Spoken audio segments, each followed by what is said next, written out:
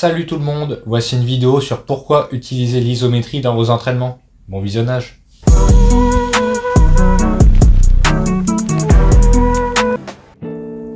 L'isométrie est un régime de contraction où on va maintenir une charge sans modifier la longueur du muscle.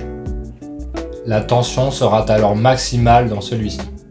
On peut observer ici des sarcomères qui composent les fibres musculaires.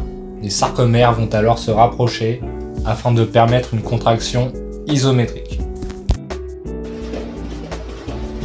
Voyons ici l'exemple d'un squat. Là je descends, c'est la phase excentrique. Hop, on arrive ensuite à la phase isométrique. On a ensuite la phase concentrique où l'on remonte. L'isométrie va permettre un recrutement massif des unités motrices, ce qui va permettre d'être plus fort dans l'angulation travaillée. L'isométrie développe notamment une force supérieure à 10% par rapport à la force maximale concentrique. L'augmentation de la force se fait principalement dans la position angulaire travaillée.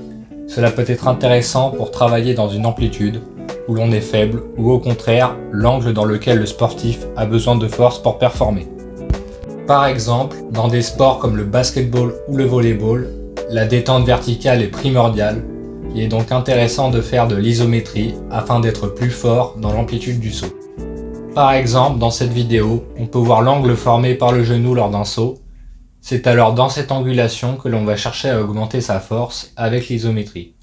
On peut remarquer ce même angle dans cette vidéo. Pour être fort dans cette amplitude, on va faire ce que l'on appelle l'isométrie maximale.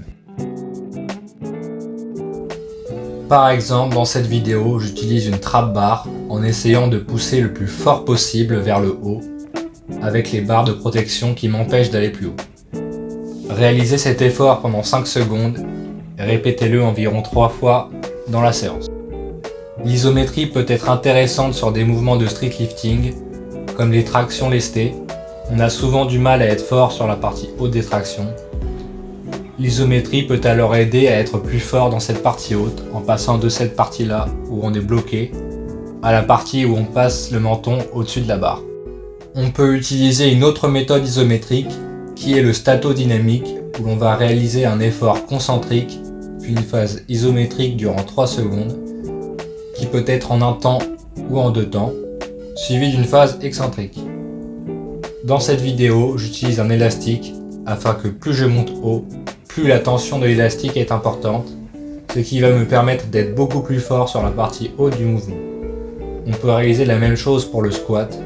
D'abord une phase excentrique, puis une phase isométrique de 3 secondes, suivie d'une phase concentrique.